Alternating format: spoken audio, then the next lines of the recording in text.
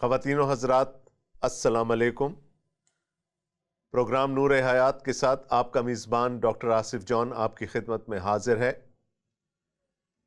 दोस्तों, आपको मालूम है कि आजकल हम इस प्रोग्राम में मुक़द्दस यूहन्ना के इंजीली बयान का सिलसिलावार मुतालिया कर रहे हैं और अभी हम इस इंजील के इब्तिदाइया में यानी उसके दिबाचा में ही हैं। गुज़श्ता 2 प्रोग्रामों में हमें कलाम से मुतारिफ करवाया गया। कलाम, कलमा, लोगोस। उस कलाम के बारे में हमने मुख्तलिफ चीज़ें सीखी।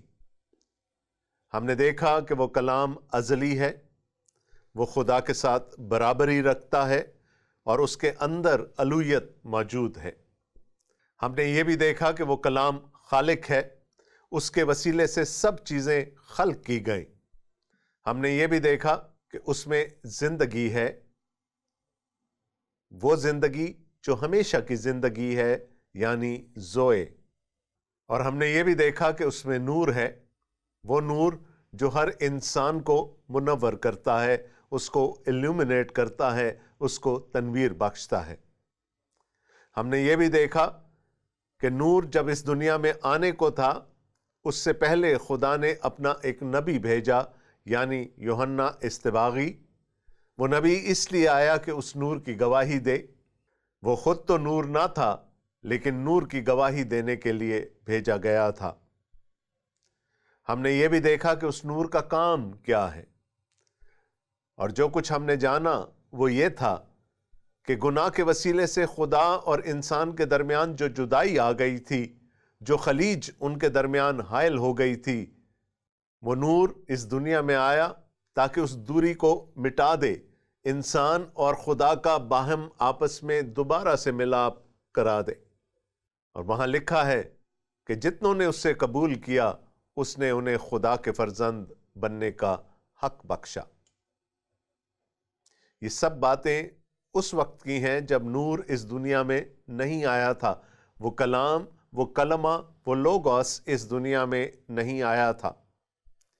आज हम उस कलमे की तजसीम के बारे में, उसके तजस्सुम के बारे में सीखने की कोशिश करेंगे। आइए हम पहले पढ़ते हैं मुक़द्दस यूहन्ना का इंजीली बयान, उसका पहला बाब और उसकी 14वीं आयत से लेकर 18वीं आयत तक। खुदा के कलाम में यूं लिखा है, और कलाम मुजस्सम हुआ और फजल और सच्चाई से मामूर होकर हमारे दरमियान रहा, और हमने उसका ऐसा जलाल देखा जैसा बाप के इकलौते का जलाल।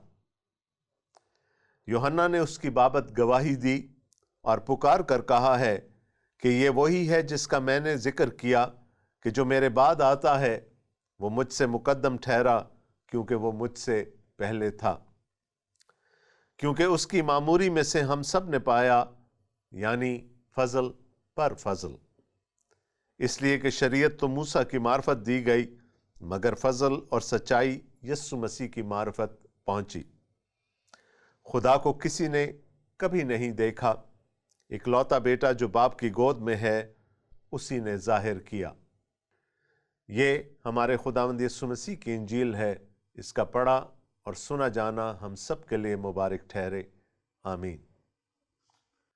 दोस्तों, आज हम उस कलाम के या कलमे के या लोगोस के जिस्म में होकर इस दुनिया में आ जाने के बारे में बात करेंगे।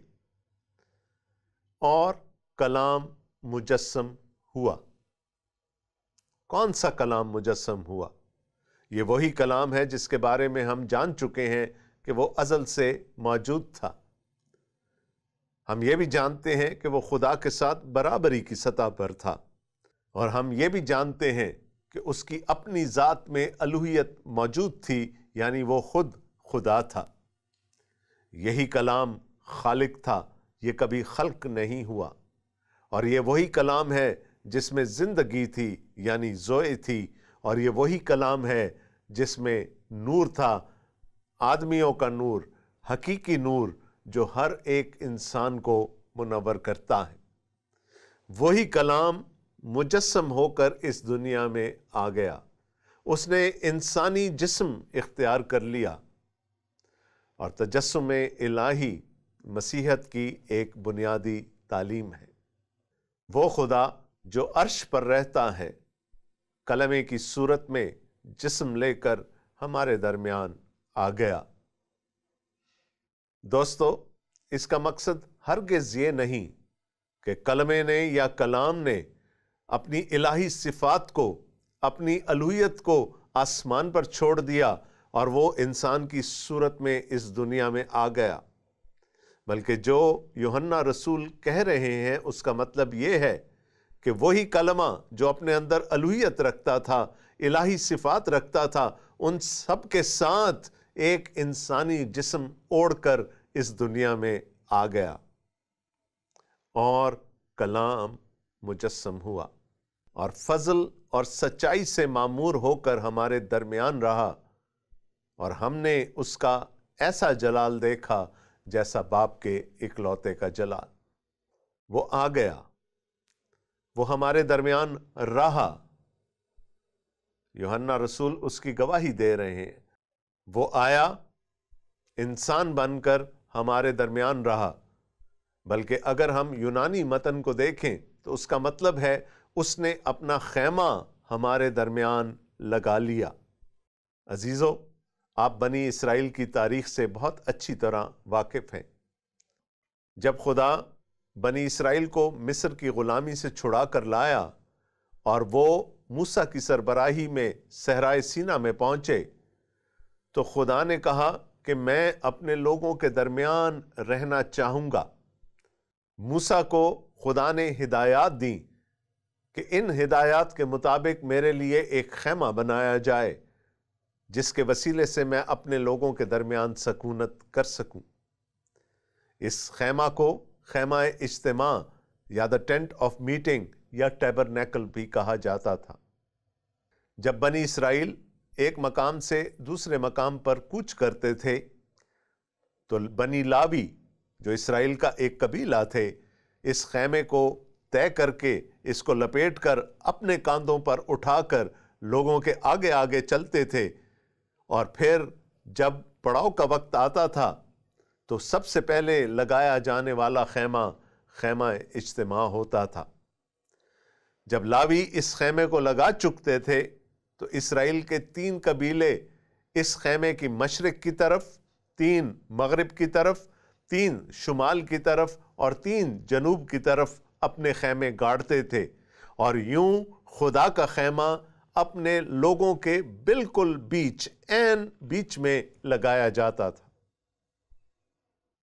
یہاں یوحنا کہہ رہے ہیں کہ جب کلام مجسم ہو کر اس دنیا میں آیا، جب وہ الہی کلام، الوہیت سے بھرا ہوا کلام انسانی لبادہ اوڑھ کر اس دنیا میں آیا، تو اس نے بھی اسی طرح سے اپنا خیمہ اپنے لوگوں کے درمیان لگایا تاکہ وہ اپنے لوگوں کے درمیان خدا کی حضوری کا نشان بن سکے۔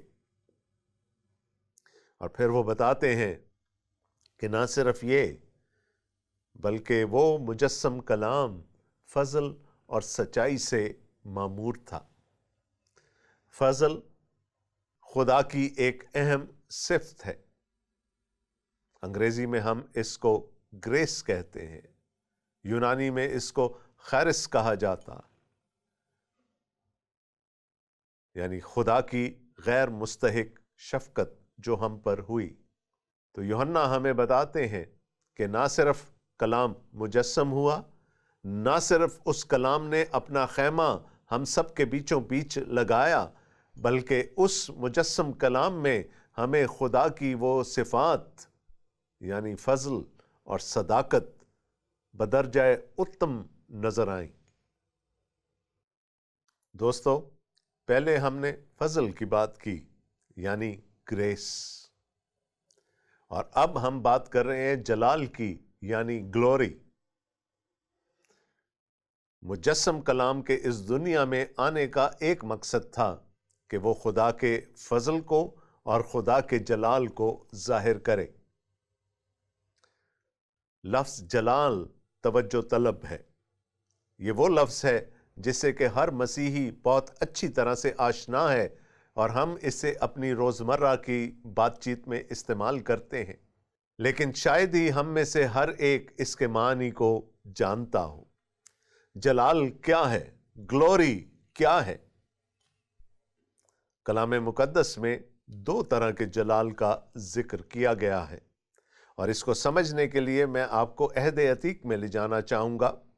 ہم دیکھیں گے خروج کی کتاب، اس کا 33واں باب اور اس کی 18ویں آیت سے لے کر 23ویں آیت تک۔ یہاں لکھا ہے، تب وہ بول اٹھا کہ میں تیری منت کرتا ہوں، مجھے اپنا جلال دکھا دے۔ موسیٰ بول اٹھا اور خدا تعالیٰ سے ضد کر بیٹھا کہ مجھے اپنا جلال دکھا دے۔ اس نے یعنی خدا نے کہا، میں اپنی ساری نیکی تیرے سامنے ظاہر کروں گا اور تیرے ہی سامنے خداوند کے نام کا اعلان کروں گا، اور میں جس پر مہربان ہونا چاہوں مہربان ہوں گا، اور جس پر رحم کرنا چاہوں رحم کروں گا۔ اور یہ بھی کہا، تو میرا چہرہ نہیں دیکھ سکتا، کیونکہ انسان مجھے دیکھ کر زندہ نہیں رہے گا۔ پھر خداوند نے کہا، میرے قریب ہی ایک جگہ ہے، سو تو اس چٹان پر کھڑا ہو، اور جب تک میرا جلال گزرتا رہے گا تجھے اس چٹان کے شگاف میں رکھوں گا، اور جب تک میں نکل نہ جاؤں تجھے اپنے ہاتھ سے ڈھانکے رہوں گا۔ اس کے بعد میں اپنا ہاتھ اٹھا لوں گا اور تو میرا پیچھا دیکھے گا، لیکن میرا چہرہ دکھائی نہیں دے گا۔ موسیٰ نے ضد کی کہ میں تیرا جلال دیکھنا چاہتا ہوں۔ خدا نے کہا، میرا جلال دو طرح کا جلال ہے، ایک وہ نور ہے، ایک وہ چکا چوند ہے جو میرے وجود کا حصہ ہے، جو میرا چہرہ ہے، جو چمک دمک ہے۔ انسان اسے دیکھ کر زندہ نہیں رہ سکے گا۔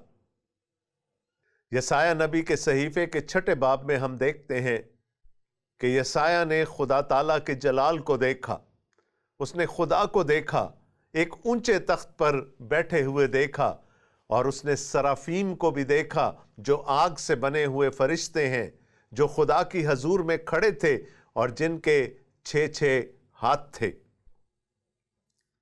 اور ان لکھا ہے کہ ان میں سے 2 سے وہ اپنا چہرہ ڈھانکے رکھتے تھے۔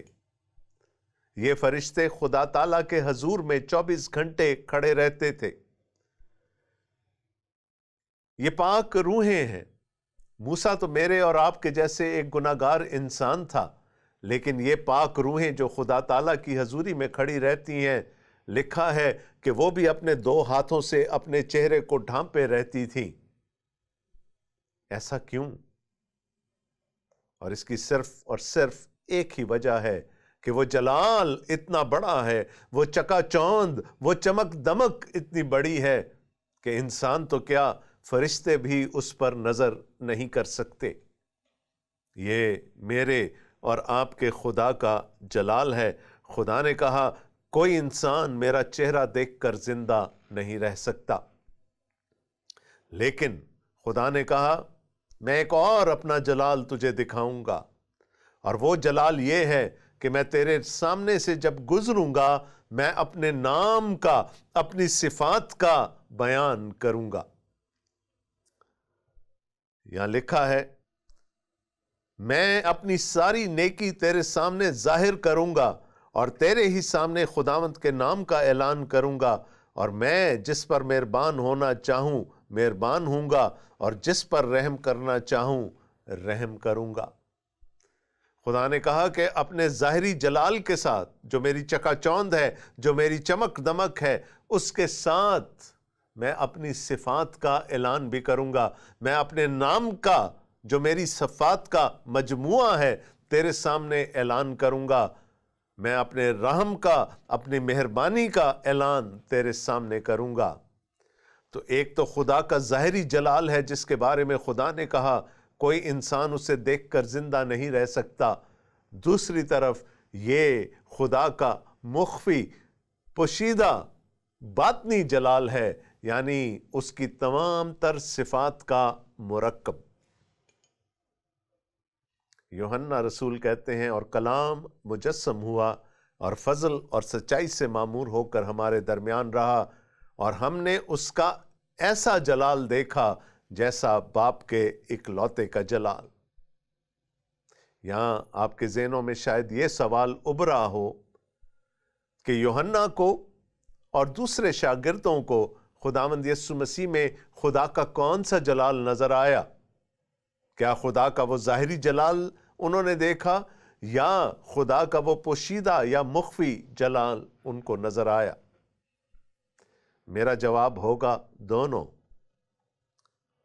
یوحنا 2 اور شاگردوں کے ساتھ اس پہاڑ پر موجود تھے جہاں پر خداوند یسوع مسیح کی صورت بدل گئی تھی۔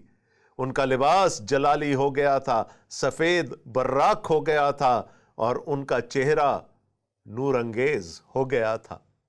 تو یوحنا نے خداوند یسوع مسیح میں خدا کے ظاہری جلال کو بھی دیکھا، اور اس کے ساتھ وہ یہ بھی کہتے ہیں کہ اس میں ہمیں فضل بھی نظر آیا، اس میں ہمیں سچائی بھی نظر آئی، اور اس میں ہمیں خدا تعالیٰ کی تمام صفات نظر آئیں۔ ہم نے اس کا ظاہری جلال بھی دیکھا اور ہم نے اس کا مخفی جلال بھی دیکھا۔ اور وہ جلال کیسا جلال تھا؟ یوحنا کہتے ہیں وہ باپ کے اکلوتے کا جلال تھا۔ یوحنا یہاں جو یونانی کا لفظ استعمال کرتے ہیں اکلوتے کے لیے، وہ ہے مونوگینیس، اور اس لفظ کو اگر میں 2 حصوں میں توڑ دوں تو ایک طرف مونو آئے گا اور دوسری طرف جینز۔ مونو ایک جیسی یا ایک جیسا، گینیس سے ہمارا انگریزی لفظ جینز نکلتا ہے، اور ہم سب کو معلوم ہے کہ جینز کے اندر ڈی این اے ہوتا ہے، اور ڈی این اے ایک نسل سے دوسری نسل تک صفات کو منتقل کرتا ہے۔ آپ نے سن رکھا ہوگا یا پڑھ رکھا ہوگا کہ جہاں کسی کی شناخت کرنی ہوتی ہے، خاص طور پر جہاں کسی کی بلدیت کا تعین کرنا ہوتا ہے، وہاں پر ڈی این اے ٹیسٹنگ کی جاتی ہے۔ ایک شخص کے ڈی این اے کو اس کے باپ کے ڈی این اے سے ملایا جاتا ہے، اور اگر وہ مل جائے تو یہ اس بات کا بیان ثبوت ہوتا ہے کہ وہ اسی کی اولاد ہے۔ مونوگینیس، ایک جیسے جینز رکھنے والا۔ جینز گزشتہ صدی میں دریافت ہوئی، لیکن یوحنا رسول اس لفظ کو 2000 سال پہلے ہمارے سامنے بیان کرتے ہیں۔ وہ کہتے ہیں اس کا جلال وہی جلال تھا جو باپ کے اکلوتے کا جلال، یعنی جو باپ کے مونوگینیس کا جلال ہوتا ہے۔ دوسرے الفاظ میں باپ اور بیٹا، خدا اور یہ مجسم کلام کے جینز آپس میں ملتے تھے، ان کا جوہر ایک ہی ہے۔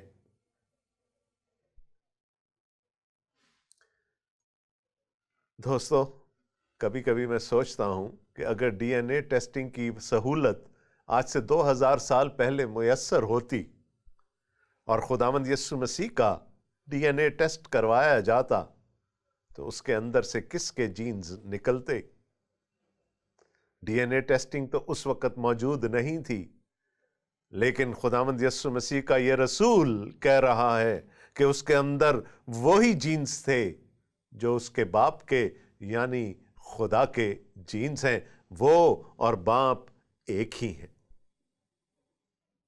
ہم نے اس کا ویسا ہی جلال دیکھا جیسا باپ کے اکلوتے کا جلال۔ یہاں لفظ اکلوتے کو بھی سمجھنا ضروری ہے۔ یہاں پر لفظ اکلوتا ان معنی میں استعمال نہیں ہوا جس میں اور آپ استعمال کرتے ہیں۔ اس کا مطلب ہے یونیک، انیک، اچھوتا، باپ کا اچھوتا بیٹا۔ یہی لفظ पुराने अहदनामे के हफ्तावी तर्जुमा में सेप्टुअजिंट में इसहाक के लिए इस्तेमाल हुआ। पैदाइश की किताब उसका 22वां बाब। खुदा अपने बंदा इब्राहिम की आजमाइश करना चाहता है। खुदा उससे यह तकाजा करता है कि वो अपने बेटे को खुदा की राह में कुर्बान कर दे। लेकिन वहां अगर आप देखेंगे तो लफ्ज लिखा है अपने इकलौते बेटे को। अब हम सब जानते हैं कि इसहाक अब्राहम के इकलौते बेटे नहीं थे। इससे पहले अब्राहम के हां इस्माइल की पैदाइश हो चुकी थी और बाद में और बेटे भी पैदा हुए। लेकिन फिर क्यों लफ्ज इस्तेमाल किया गया इकलौता इसहाक के लिए? इब्रानी में मोनोगिनेस के लिए जो लफ्ज इस्तेमाल हुआ वो याहिद है। इसका मतलब है वो बेटा जिससे कि खुदा का मकसद आगे चलने को था। और भी बेटे थे, लेकिन अहद इसहाक के वसीले से आगे चलेगा, खुदा ताला ने यह फरमा दिया।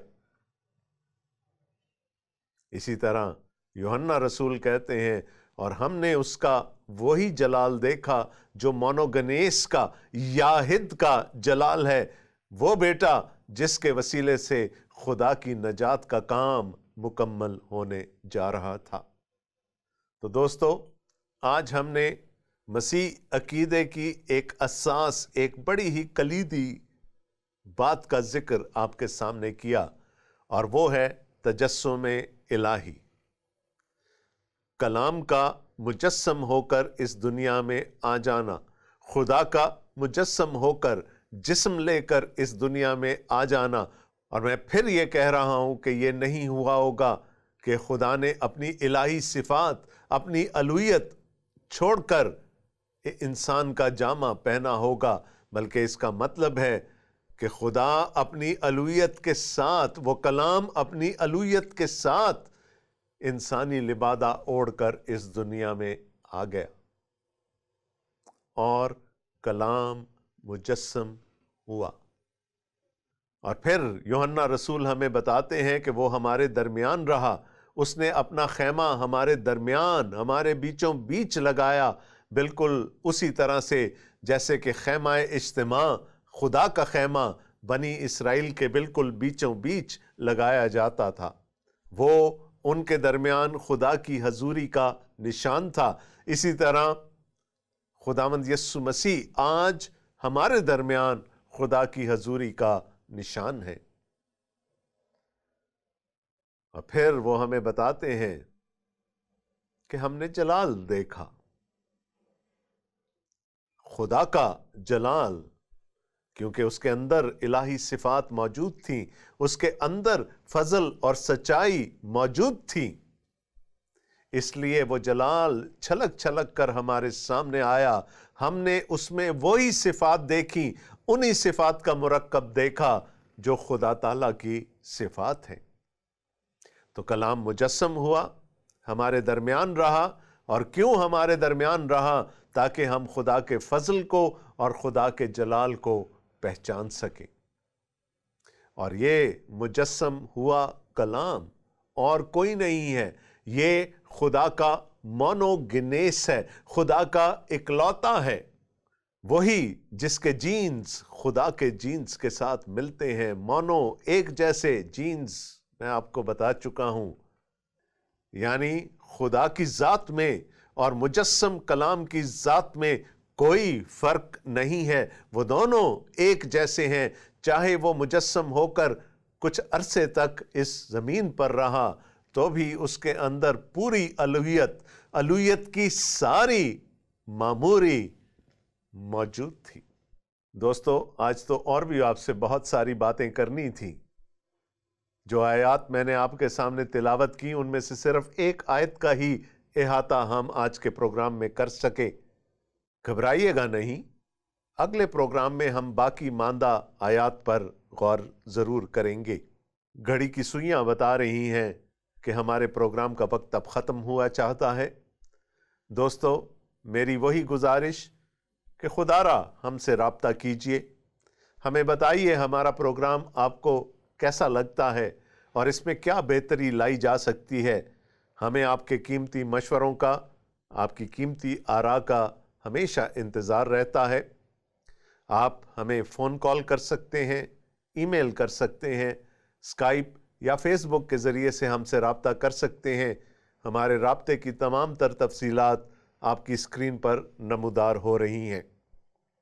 आखिर में उसी दुआ के साथ कि खुदा ताला मुझे और आपको, हम सबको अपने हिफ्ज़ व अमान में रखें, हमारे लिए आसानियाँ पैदा करें ताकि हम एक दूसरे के लिए आसानियाँ पैदा कर सकें। आमीन। आपका मेज़बान डॉक्टर आसिफ जॉन अगले प्रोग्राम तक के लिए आपसे इजाज़त चाहता है। खुदा हाफिज़।